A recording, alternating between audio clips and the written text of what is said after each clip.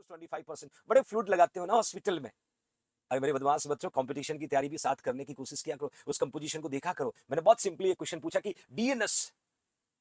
DNS में composition पूछा, क्या क्या होता है, क्या क्या होता है। देखिए, क्या 5% ग्लूकोज और 2% सलाइन होता है? क्या मेरे बच्चों 5% ग्लूकोज और 0.9% सलाइन होता है? या बदमाश बच्चों 2.5% ग्लूकोज और 2% सलाइन होता है? या मैं कहूं 5% ग्लूकोज और 0.9% सलाइन? डीएनएस का कंपोजिशन पूछ रहा हूं, डीएनएस क्वेश्चन पूछा जाएगा। आप हॉस्पिटल में क्या लगाना, डीएनएस लगा दो, क्या लगाना एनएस लगा दो, क्या लगाना आरए लगा दो, क्या लगाना आइसोलेट, आइसोलेट एम लगा दो, आइसोलेट पी लगा दो। बड़े ड्रिप चेंज करते हैं, बड़े बोतल लगाते हैं। अब आप मुझे बताओ बच्चों, डीएनएस में क्या क्या होता है? डीएनएस का कंपोजिशन पूछ रहा हूं मैं आपसे। हाँ, गलतियां नहीं होना चाहिए। एग्जाम में कभी ऑस्मोलरिटी पूछते हैं, कभी उसके अंदर प्रेजेंट कंपोजिशन के बारे में जानकारी लेते हैं। बच्चे कह रहे हैं सर 5% ग्लूकोज के साथ 0.9 ने आपको बचा लिया, मुझे ऐसा लग रहा है ना? जिन्होंने जिन्होंने जो है 0.9 पे फोकस किया ना, उसका आंसर सही होता जा रहा है। हाँ, एब्सोल्युटली करेक्ट, शुक्रिया Dinesh, love you too dear. Actually बच्चों मैं आपको बता देता हूँ, 5% ग्लूकोज 0.9% सलाइन जो है, ये आपका डीएनएस का जो है कंपोजिशन है। डीएनएस का जो है कंपोजिशन है। मैं आगे कई सारी चीजें आपको शेयर करने से पहले नॉर्सेट के एक एमसीक्यू लेके आ रहा हूँ, जो आपके लिए बहुत ज्यादा जरूरी है, बहुत ज्यादा जरूरी है। और वहां से पॉसिबिलिटी लग रही है कि एमसीक्यू बनेगा, और बनेगा तो आंसर भी आपके पास होगा। ये तो चलो ठीक है, आईक्यू हो गया, डीएनएस हो गया, डीएनएस हो गया। अब पसंदीदा फ्लूइड को थोड़ी छोड़ सकते हैं, पसंदीदा फ्लूइड को थोड़ी सोच सकते हैं। आपका अपना रिंगर लैक्टेट, मैं इसके बारे में जानकारी दूंगा। आपका अपना रिंगर लैक्टेट, आपको याद होगा रिंगर लैक्टेट जो है, लाइक रिंगर लैक्टेट हम कह सकते हैं हार्टमैन सॉल्यूशन, हम कह सकते हैं बच्चों हार्टमैन सॉल्यूशन, बड़ी प्राउडली कह सकते हैं। हम कह सकते हैं बच्चों आइसोटोनिक, हम कह सकते हैं आइसोटोनिक। पहले तो नॉर्सेट वाला एमसीक्यू है, ये नॉर्सेट वाला एमसीक्यू है बच्चों, नॉर्सेट के पेपर में देखने को मिल सकता है। नॉर्सेट वाला एमसीक्यू बता रहा हूं, कई सारी चीजें आपको यहां पर लर्न करना होगा। हार्टमैन सॉल्यूशन हम कहेंगे रिंगर लैक्टेट को, हम रिंगर लैक्टेट कहेंगे आइसोटोनिक है। आइसोटोनिक का मतलब the fluid does have concentration equal to the body fluid concentration. आपके बॉडी फ्लूइड के कंसंट्रेशन के इक्वल कंसंट्रेशन वाले फ्लूइड को हम आइसोटोनिक कहते हैं। आपको पता होगा आइसोटोनिक का एक एग्जांपल बच्चों नॉर्मल सलाइन भी होता है। नॉर्मल सलाइन होता है जो बीसीजी वैक्सीन को डाइल्यूट करने में काम आता है। जब बीसीजी वैक्सीन को डाइल्यूट करते हैं ना, तो हम नॉर्मल सलाइन का यूज करते हैं। अब मजे की बात देखिएगा, मजे की बात देखिएगा, मैंने यहां तो लिखा है कि मोस्ट फिजियोलॉजिकल, ये एमसीक्यू एग्जाम में आ सकता है बच्चों। Most physiological solution NS RL DNS D five. तो बच्चों लिखना आइसोटोनिक में आरएल, आइसोटोनिक में क्या लिखोगे? RL, my loving future nursing officer, Ringer lactate, Ringer lactate. मैं बिल्कुल ऑस्मोलरिटी बताऊंगा, चिंता मत करो बदमाश बच्चों, सारी चीजें आपको देखने को मिलेगा। मैं ये भी लिख रहा हूं आइसोटोनिक के साथ में क्या क्या होगा, क्या क्या होगा मेरे प्यारे आरएल के अंदर, क्या क्या होगा? आरएल में सोडियम 131 मिली ऑस्मोल पर लीटर होगा, क्लोराइड 111 मिली ऑस्मोल पर लीटर होगा, लैक्टेट 29 मिली ऑस्मोल पर लीटर होगा, पोटेशियम 5 मिली ऑस्मोल पर लीटर होगा, कैल्शियम 2 मिली ऑस्मोल पर लीटर होगा, पीएच 6.5 होगा। और मेरे बच्चों यदि मैं कहूं ऑस्मोलरिटी, ये क्वेश्चन एग्जाम में पूछा जाता है, ये क्वेश्चन एग्जाम में पूछा जाता है 278। और एक बार और याद रखना, एक बार और याद रखना, आरएल जो है ना ये कॉन्ट्रा इंडिकेटेड, कॉन्ट्रा इंडिकेटेड जो है ना ये रीनल फेलियर में होगा।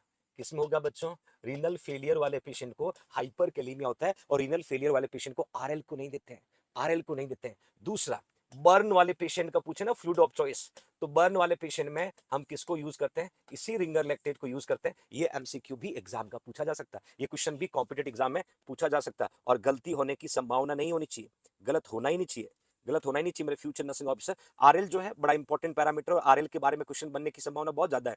आइसोटोनिक वाला तो यूनिवर्सल क्वेश्चन है, आइसोटोनिक वाला जो है वो यूनिवर्सल क्वेश्चन है ना? अब नेक्स्ट कैरी ऑन करते हैं बच्चों, आरएल की जानकारी मिल गई, आरएल की जानकारी मिल गई। बिल्कुल बिल्कुल, डीएनएस वाले दो ऑप्शन सेम है, बट एग्जाम के अंदर पीएच पूछा जा सकता है, आपको ऑस्मोलरिटी पूछा जा सकता है, आपको कहां fluid use, choice of fluid पूछा जा सकता है, कि आपके कहेंगे बर्न वाले पेशेंट में कौन सा फ्लूइड हम यूज करेंगे, तो भी आप आंसर लिख सकते हो। अब एक मजेदार क्वेश्चन, एक मजेदार एमसीक्यू क्वेश्चन क्या कहता है? वर्ल्ड ट्यूबरक्लोसिस डे कब मनाया जाता है? शुक्रिया अंजलि। वर्ल्ड ट्यूबरक्लोसिस डे जो है कब मनाया जाता है? World tuberculosis day observe on when, कब ऑब्जर्व किया जाता है वर्ल्ड टीबी डे, है ना? वर्ल्ड टीबी डे के बारे में पूछ रहा हूं बच्चों। क्या 1 दिसंबर ईच ईयर, क्या 24 मार्च ईच ईयर, क्या 29 सितंबर ईच ईयर, क्या 22 मार्च ईच ईयर? अब कौन सा सही होगा, कौन सा सही होगा मेरे future nursing officers. World TB day, world TB day, tuberculosis day जो है वो कब मनाया जाता है, ये एमसीक्यू आने की प्रोबेबिलिटी है। 1 दिसंबर को हर साल मनाते हैं, 24 मार्च को हर साल मनाते हैं, 29 सितंबर को हर साल मनाते हैं, या 22 मार्च को हर साल मनाते हैं? आप बताइए मुझे। बच्चे 24 मार्च लिख रहे हैं, 24 मार्च लिख रहे हैं, क्या बात है।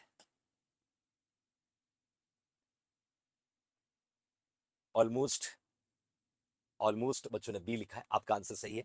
एक्चुअली क्या होता है, 1 दिसंबर को हम एड्स डे मनाते हैं बच्चों। 1 दिसंबर को हम क्या मनाते हैं? एड्स डे मनाते हैं एवरी ईयर। एड्स डे, ये एमसीक्यू पूछा जा सकता है।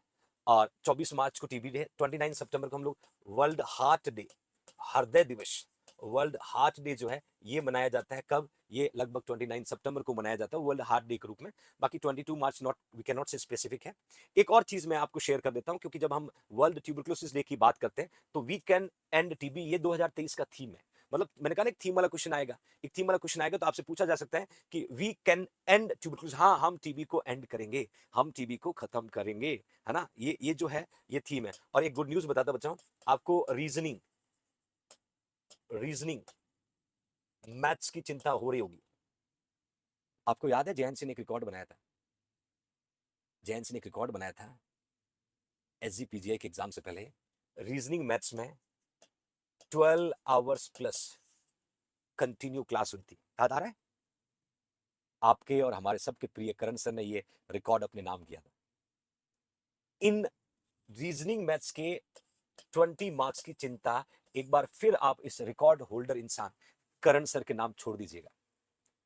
जल्दी ही अपना ही रिकॉर्ड तोड़ने के लिए एक बार फिर इस बार 15 आवर कंटिन्यू, एक रात में रीजनिंग मैथ्स का डर खत्म, एक रात में रीजनिंग मैथ्स का डर खत्म। मैं आपको भरोसा दिलाता हूं बच्चों, उससे बारीक क्वेश्चन भी नहीं आएगा। वन नाइट शो, एक रात जागना है, और एक रात आप जाग जाओगे, 15 घंटे का marathon class consistently whole night, 20 number का हेडेक खत्म।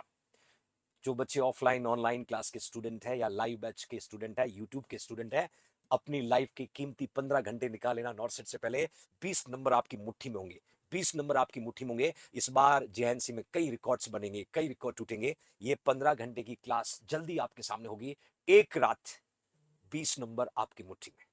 तो चिंता मत करना, नॉर्सेट को आसान बनाने के लिए टीम जेएनसी अपनी तरफ से तहे दिल से लगातार कंटेंट को तैयार कर रही है।